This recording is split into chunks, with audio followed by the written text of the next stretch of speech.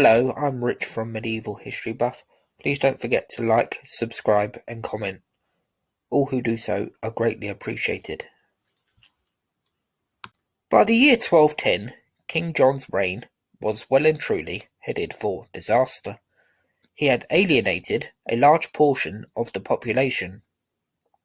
Both rich and poor, clergy and laymen, were united in their dislike of the king. His taxes were crippling, but he failed to justify them by his dismal efforts in France. And even more dangerous for John, he had fallen out with the papacy, and found himself, as well as the country at large, excommunicated by the Pope in 1208. This would have done nothing for his popularity, as this meant that church services in England were suspended.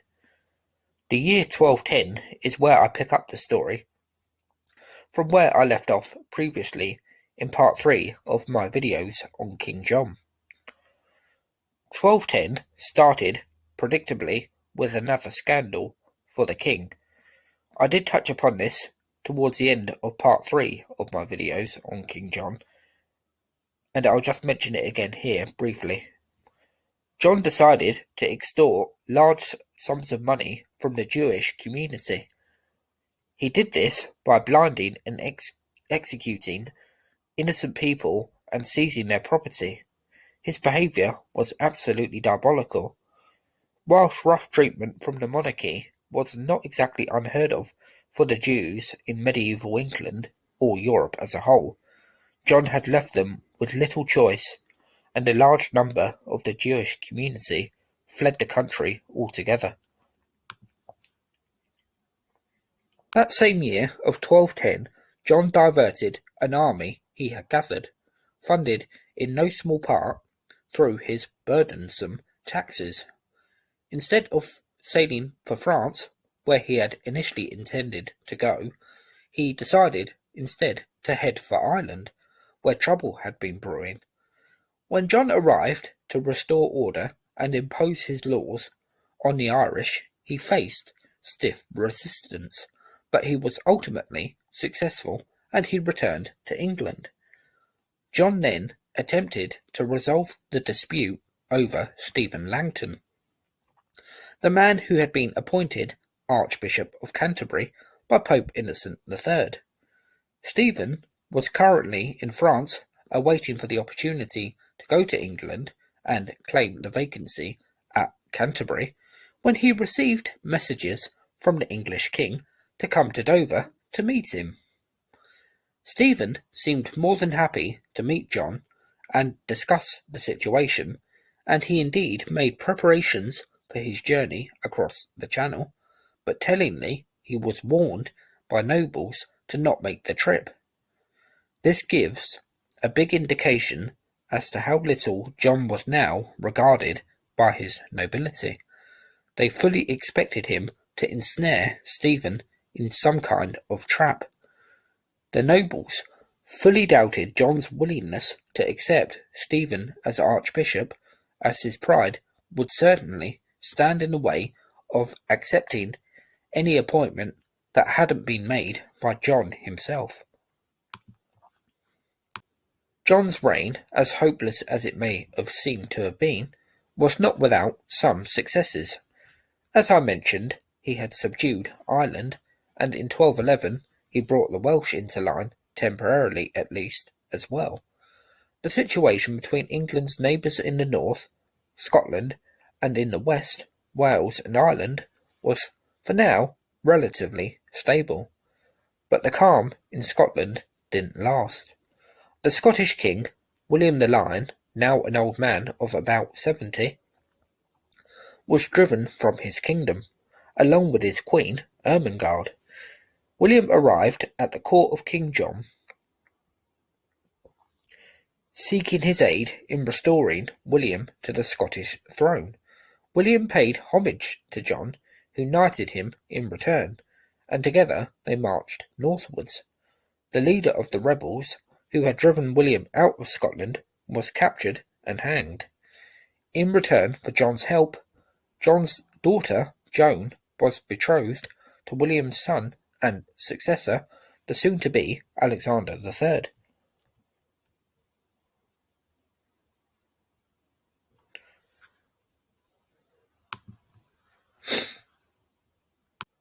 But after this apparent success in the north, John then had bad news from Wales.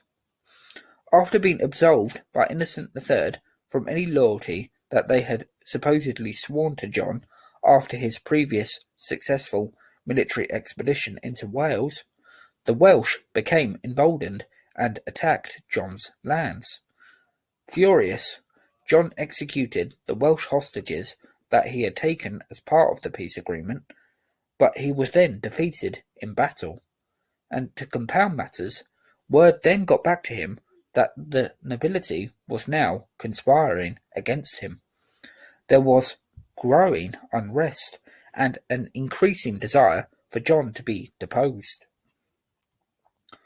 Rather than attempting to appease the nobles, John went on the attack. Increasingly paranoid, John took a large force of men wherever he went. He then started to attack and capture castles held by the barons who were responsible for the plots against him. One of them, a certain Eustace de Vesci, headed to Scotland, whilst Robert Fitzwalter sailed for France to escape the persecution of the king. Their properties were immediately seized, and Fitzwalter's castle, Baynard, in London, was demolished. The situation was becoming increasingly dire and untenable. Perhaps in an effort to win some favour, John ordered restraint from his tax collectors and ordered them to adhere to the taxes that had been imposed during the reign of Henry II. 13 years into his rule, John was finally making some sort of effort to keep his taxes reasonable. John then turned his attentions back to his dispute with the Pope. He received a confirmation from the Church as to their grievances against him and what he had taken from them. John, no doubt, had bullied the Church to some extent to reduce their demands. He now sent messengers to Innocent III, declaring that he was willing to hand back a percentage of what he had unrightfully taken from the Church in England. John hoped this would be enough to win back the favour of Innocent. In 1213, matters took a dire turn for John. Innocent III, still not placated by John's feeble efforts to get back into his favour, wrote to Philip II of France. Philip was John's erstwhile enemy and stood in complete contrast to his English counterpart.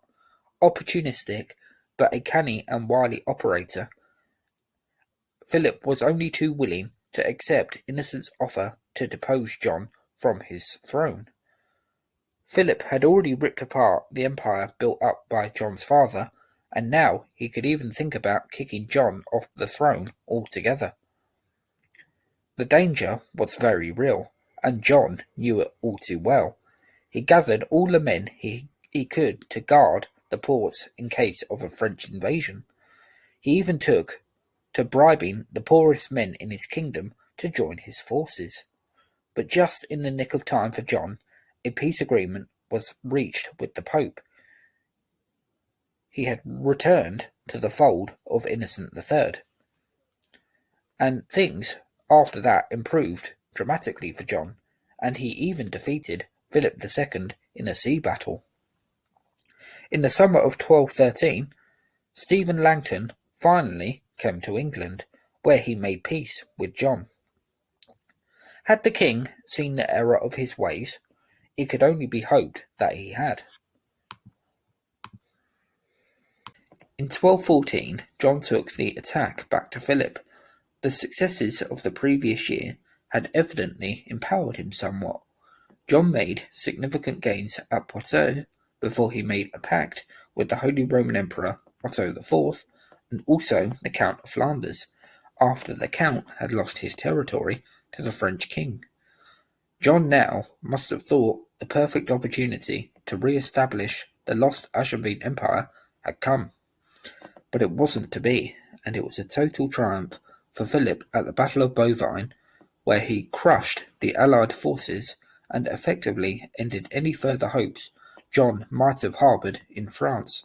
Such was the damage inflicted upon him. He now had to turn his attention back to England, where an unhappy populace awaited him. In 1215 the barons presented John with Magna Carta. They had simply had enough of John's rule. For over a decade and a half he had afflicted upon them with crippling taxation, and he had nothing to show for it. He had lost all the lands held in France, making England a poorer country.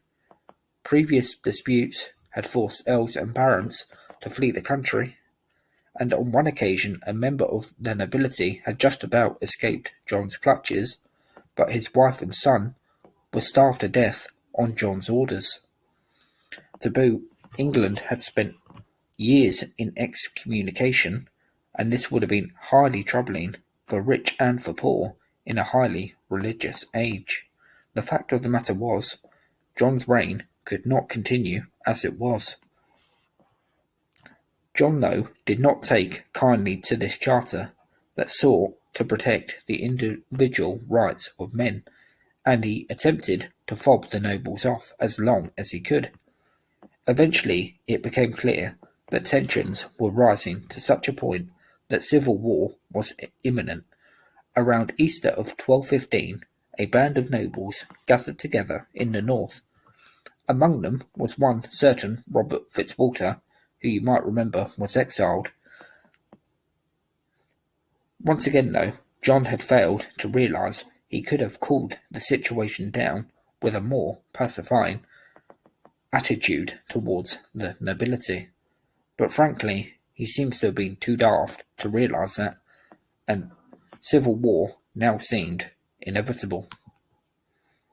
It was only through the cooler heads of people like William Marshall and Archbishop Stephen Langton that John began to see sense, and he finally put his seal on Magna Carta in the summer of 1215 at Runnymede. The strength of the nobles' army was growing all the time and putting the king into rapid retreat. After the charter had been sealed and sent into circulation around England, John then restored order, bringing an end to sieges of noble-held castles and handing back property that he had wrongfully taken. However, the peace in John's reign didn't last and couldn't last. The king was aware, despite the charter being sealed, that there was a number of nobility that wanted him gone, and it wasn't long before hostilities were renewed. And again, John was on the back foot and found himself besieged. This time, the barons had truly had enough, and John was declared deposed. In his stead, they elected Prince Louis of France, the son and heir of Philip II. Louis obliged by invading England in the middle of 1216. Louis made significant ground quickly. He captured Winchester and was paid homage to by more and more of the nobility, and also by Alexander II of Scotland, the son of William the Lion. And I should just say here, it's Alexander II and not Alexander III, as I said earlier in the video, which was unfortunately a mistake, so I do apologise for that. John by this point must have been a weary man. Battered by all sides, he eventually died of dysentery in October 1216. And so ended a remarkable, and perhaps you could describe, bizarre reign. There were fleeting moments of success, if you can call it that, for John, but these were completely overshadowed by an overwhelming number of disasters. The loss of the Angevin Empire was an absolute unmitigated catastrophe for John. He had been completely dominated and outwitted by Philip II, and it's not just John's reign that's worth condemning. His behaviour during the reign of his brother, Richard the First, is shameful. He completely betrayed his brother's trust, and really it couldn't have been any surprise to John's nobility in how he behaved during his reign. I think you'd have to consider John as one of the worst kings of England, no doubt. I would personally rank him probably the second worst behind Ethelred II. And the stark